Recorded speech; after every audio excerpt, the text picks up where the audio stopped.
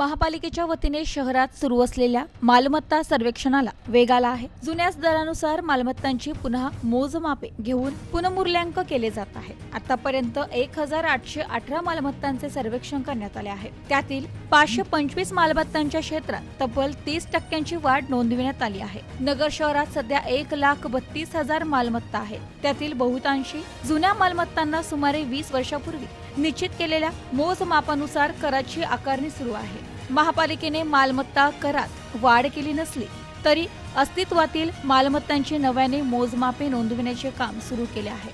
अनेक मालमत्तांच्या जुन्या नोंदीतील मोजमापे व सध्याची परिस्थिती यात मोठी तफावत आहे। त्यामुळे खासगी संस्थेमार्फत शहरात सर्वेक्षण करून मालमत्तांचे पुनर्मूल्यांकन केले जाणार आहे।